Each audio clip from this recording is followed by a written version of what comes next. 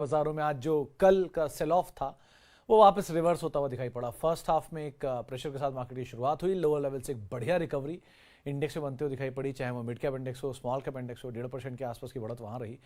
Nifty bank करीब करीब 1% ऊपर रहा। निफ्टी में बढ़िया रिकवरी आते हुए दिखाई पड़ी। 21,255 260 के जोन में निफ्टी पहुंचा। 100 अंकों की बढ़त वहां देखने को मिली। और अक्रॉस द बोर्ड मार्केट में जो सेल ऑफ थे कल, वो आज रिवर्स होते हुए दिखाई पड़े। जो ज़्यादा बिकवाली में कल थे, PSU banks, PSU companies, Adani समूह के शेयर, वो वापस आज कम बैक करके गए। सभी के सभी अच्छी तेज़ी वहाँ पर देखने को मिली। सो बेसिकली जो कल वीक हैंड्स को आउट कराने के लिए बाजार में काम हुआ या बिकवाली हुई, उसी को वापस आज मार्केट ने फिर से रिवर्स किया। या आप ये कह लिए चलिए एक्सपायरी का दिन था तो थोड़ा वोलेटाइल सेशन आज फिर देखने को मिला इंडिसेस के अंदर। अब कल हफ्ते का आखिरी कारोबारी सत्र देखते हैं तो मार्केट के मोमेंटम कंटिन्यू है, और जो मोमेंटम के बीच में मार्केट की तेज़ी है वो भी कंटिन्यू रही आज के सत्र के लिए। और आज की तेज़ी में ज़्यादातर large cap, mid cap, small cap सब परफॉर्म कर रहे थे। अच्छे अप मूव निफ्टी बैंक के अंदर आ रहे थे। फाइनेंशियल तेज़ी में कामकाज करते हुए दिखाई पड़ रहे थे। और साथ ही साथ जो ज़्यादा बेटर मूव था उसमें पीएसयू, मेटल, एनर्जी, यहाँ खरीदारी थी। मिड कैप में खरीदारी थी। बैंकिंग, इंफ्रा, फार्मा, इन सब में तेज़ी थी। एफएमसीजी, आईटी थोड़ी बहुत खरीदारी के साथ बंद होते हुए दिखाई पड़े। और निफ्टी बैंक 400 अंक रहा, मिड कैप 750 अंक चढ़ा। और बेसिकली इंडेक्स के 50 में से 36 शेयर तेज़ी में रहे। सेंसेक्स 30 में से 21 में खरीदारी रही। और निफ्टी बैंक के 12 में से 9 शेयर जो कि तेज़ी के साथ कामकाज करते हुए दिखाई पड़े, वहाँ पे खरीदारी देखने को मिली। न्यूज़ फ्लेयर्स तेज थे। आमी ऑर्गेनिक्स जैसी कंपनियों में ब्लॉक हुआ, उसका इंपैक्ट था, वहाँ पर खरीदारी आते हुए दिखाई पड़ी लोअर लेवल से। और लास्ट तक आते आते न्यूज़ फ्लो भी आ गया। इन्फोसिस में करार आया है, उसका इम्पैक्ट। अदानी ग्रीन में इन्फ्यूज़न की खबर है, जी में एक्सटेंशन की खबर है। ऐसी खबरों के बीच में शेयरों में अलग अलग रिएक्शन आते हुए दिखाई पड़ रहे थे। चलिए अब सवाल जवाब का सिलसिला शुरू कर लेते हैं और बातचीत कर लेते हैं कुछ सवालों को लेकर भी, जो कि अलग अलग माध्यम से यानी कि फेसबुक, यूट्यूब और इंस्टाग्राम वगैरह पे हमारे साथ जुड़े हैं। उनसे बातचीत कर लेते हैं। Okay sir, Citi has given target of 3190 for TCS, how serious should we take Citi? Depend Anil sir, अगर आप इसे फॉलो करते हैं, आपको लगता है कि ये ज़्यादा अच्छे टारगेट्स देता है विद टाइम एंड पहले भी सही पड़ा है, तो ज़रूर फॉलो करिए, कोई दो राय नहीं है। और आपको लगता है कि नहीं हमेशा गलत पड़े हैं, तो कोई बात नहीं। और बाकी number speak better than anyone, तो आप नंबर्स को फॉलो कर लीजिए। आप बहुत आसानी से तरीका बताता हूँ इसका भी। अगर आपको लगता है कि ये टारगेट आएगा कि नहीं आएगा, 3190 रुपये सिटी का टारगेट है। चार्ट खोल के देख लीजिए 3190 कब था लास्ट, या 3200 या 3100 की रेंज कब थी लास्ट। उस समय टीसीएस का प्रॉफिट कितना था, आज टीसीएस का प्रॉफिट कितना है। अगर दोनों मैच कर रहे हैं तो हाँ आ सकता है। अगर नहीं मैच कर रहे हैं तो जो आज का प्रॉफिट है उसके हिसाब से आप सोच लीजिए क्या प्रॉफिट आना चाहिए, क्या टारगेट आना चाहिए। कोई भी कंपनी का शेयर 100 रुपये से चल के 400 रुपये जाता है और 400 रुपये से टूट के वापस 150 रुपये आता है, से फॉर एग्जाम्पल, तो या 200 रुपये आता है, तो आपके लिए 200 इज़ द न्यू 100, क्योंकि अब कंपनी की प्रॉफिटेबिलिटी बढ़ के 200 के लेवल तक पहुंच चुकी है। सो ईच टाइम ईपीएस भी तो एक्सपैंड कर रही है ना, भाव नीचे आने के साथ साथ। तो आप, इसलिए कहा जाता है कि हर बारी प्रॉफिटेबिलिटी को भी फॉलोअप देखते रहिएगा। तो I am not denying city की रिपोर्ट या किसी की report, but your conviction is crucial. हो सकता है उनको लास्ट में जागे, हो सकता है उनको ऐसा कुछ दिख रहा हो जो किसी को ना पता हो। So anything is possible, but I prefer to read commentary instead of targets. अगर आपको पढ़ना है तो आप सिटी के कमेंट्री पढ़ लीजिए कि ऐसा क्यों कह रहे हैं, इंस्टेड ऑफ टारगेट्स। तो वो ज़्यादा आपको क्लियर पिक्चर एटलीस्ट समझा पाएंगे।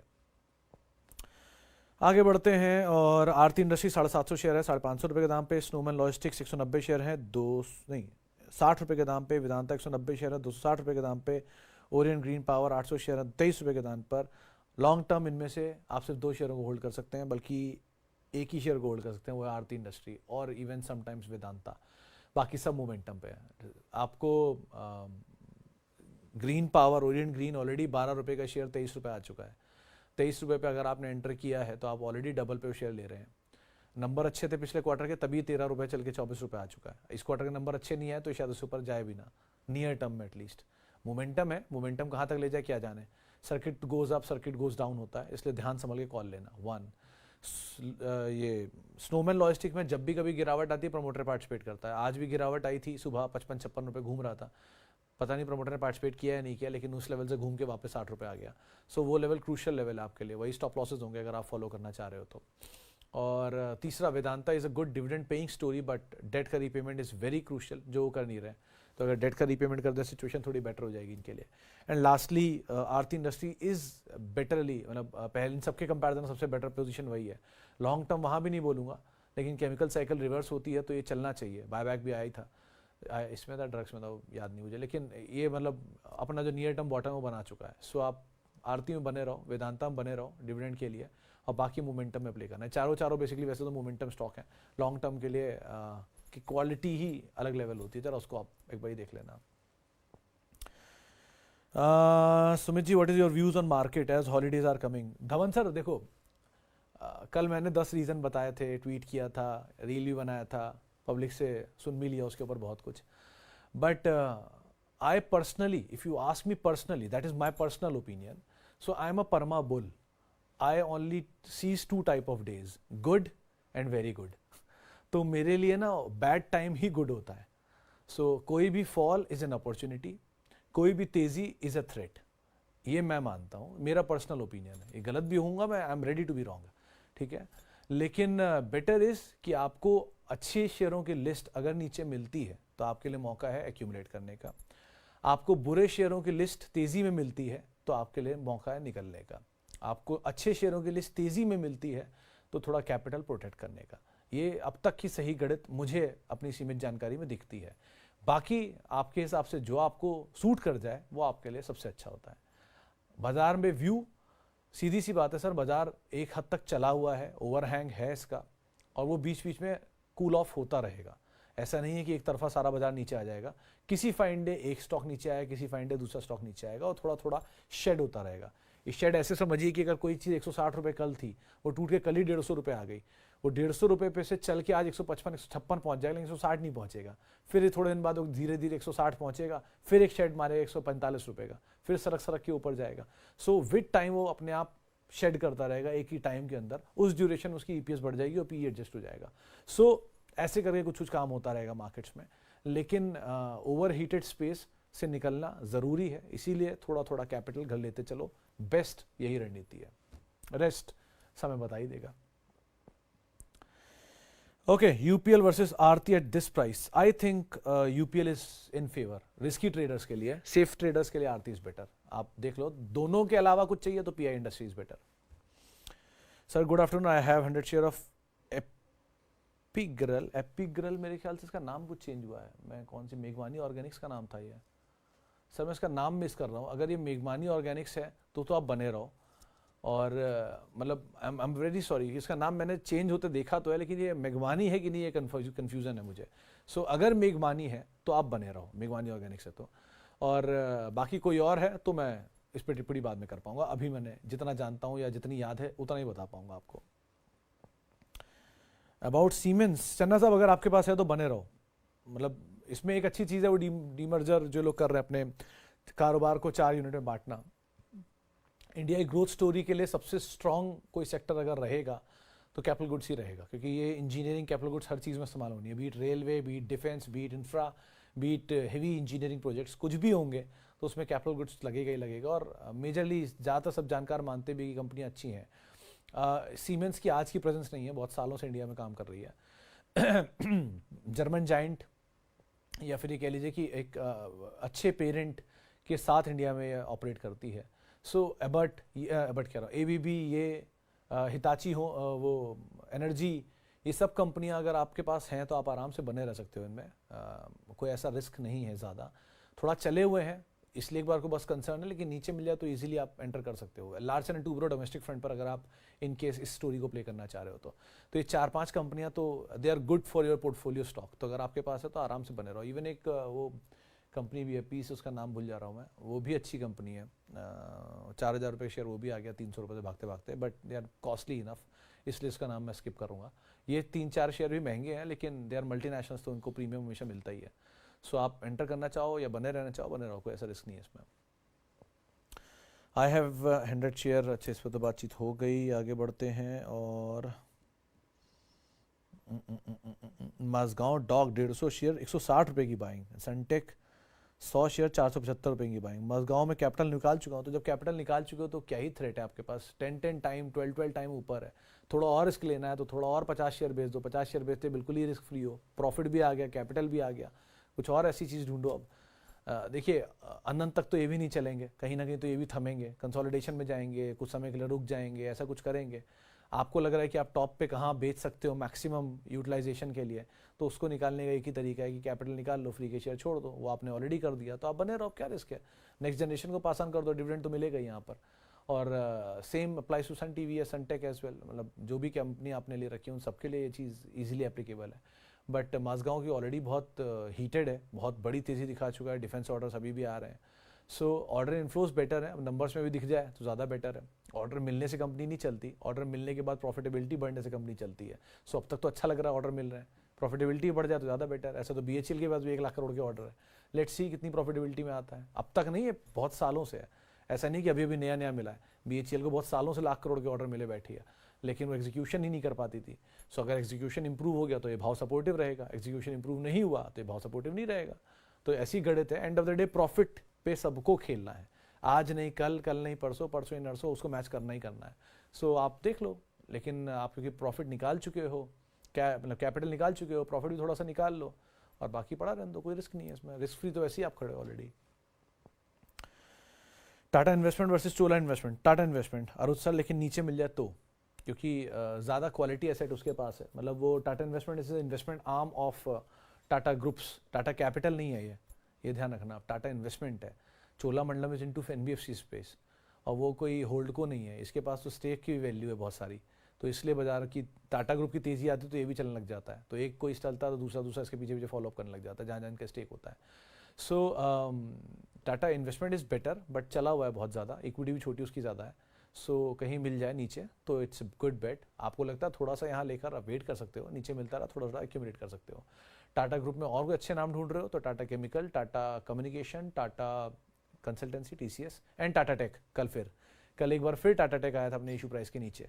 सो जहाँ इशू प्राइस के नीचे पहली बार टाटा टेक आता है, थोड़ा थोड़ा ऐड करना शुरू किया जा सकता है।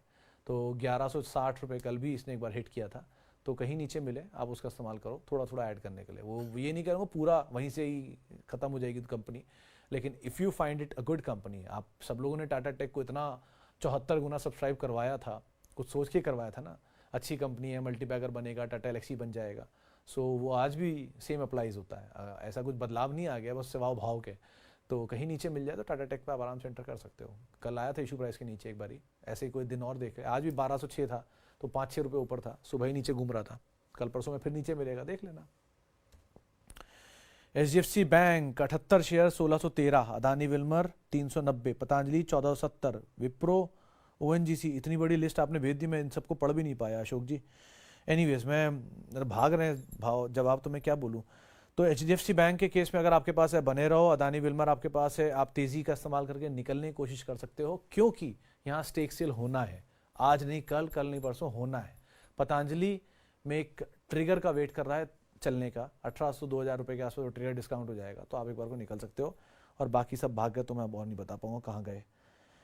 फिर से आ गया, पतंजलि हो गया, Wipro you can hold and ONGC is a good dividend yielding stock. तो दोनों को आप होल्ड तो कर सकते हो, but don't expect very big gains out of them, because इनकी इक्विटी बेस बहुत बड़े हैं, बीट विप्रो बीट ONGC, बहुत बड़े बड़े इक्विटी बेस के स्टॉक्स हैं।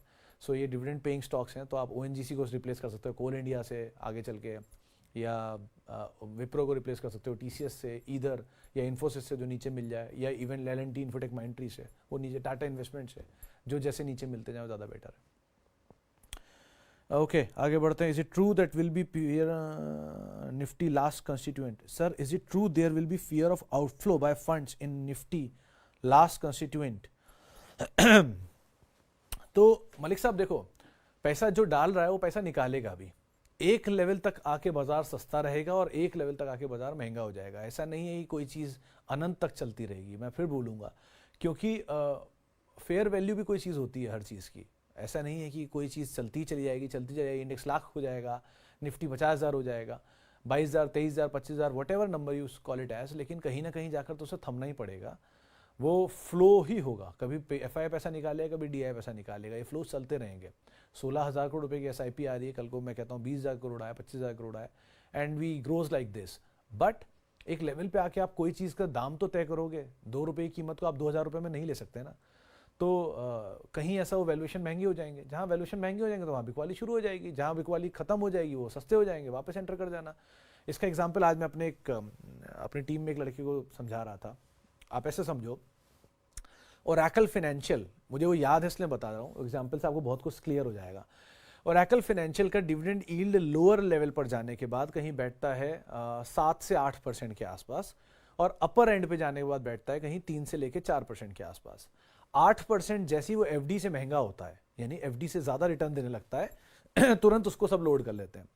और जैसे ही वो 3%, जो कि बेसिक बाजार का इंटरेस्ट रेट होता है, जहाँ 3% से ज़्यादा तो नॉर्मल मार्केट ही कमा के देता है, कोई भी स्टॉक कमा के देता है, और कैप कोई भी अप्रिसिएशन वाला स्टॉक कमा के देता है, वहाँ पब्लिक उससे निकल जाती है।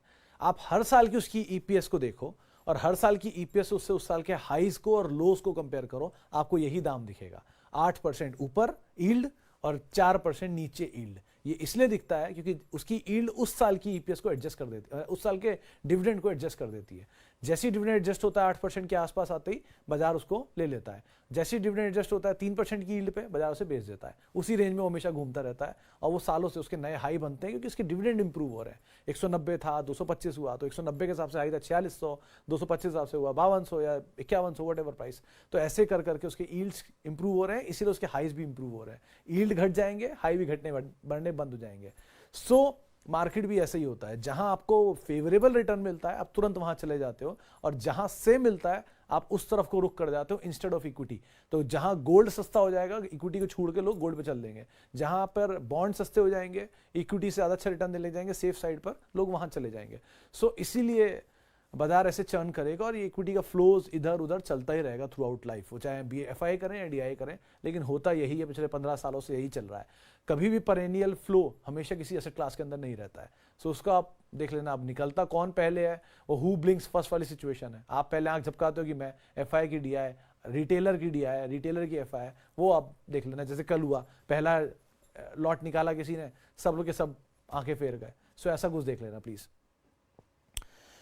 ओके, आपको सवाल जरा यूट्यूब के भी ले लेता हूं जानने से पहले। वो सवाल आए हैं। Thank you Yugal sir, can you share your views on Mahindra life space and RateGain. Mahindra life space is good to go for mid, मतलब momentum, and RateGain is again good for momentum. तो अकॉर्डिंगली कॉल लेना इन दोनों के अंदर आप। Adani energy 1000 and ASK Auto 300 पे hold करिए सर दोनों के अंदर। अदानी एनर्जी नीचे मिल जाए तो आप फर्दर ऐड भी कर सकते हो, एंड आस्क के केस में भी यही बोलूँगा कि अगर कहीं आपको नीचे मिल जाए तो it's a good better bet to add further. चलिए फिलहाल अब इतने सवालों शामिल करूंगा। माफ़ी उन सभी लोगों से जिनसे बातचीत नहीं हो पाई, और बहुत बहुत शुक्रिया उन सभी लोगों का जिन्होंने सवाल पूछे। आपसे मुलाकात होगी अब थोड़ी देर बाद 5:30 बजे, और आप मेरे साथ जुड़ सकते हैं। @सुमित रिसर्च मेरा ट्विटर हैंडल है, और किसी भी निवेश से पहले अपने वित्तीय सलाहकार की राय ज़रूर ले लें। और यूट्यूब और फेसबुक पेज पे आप CNBC आवाज़ के सवाल पूछ सकते हैं। नमस्कार।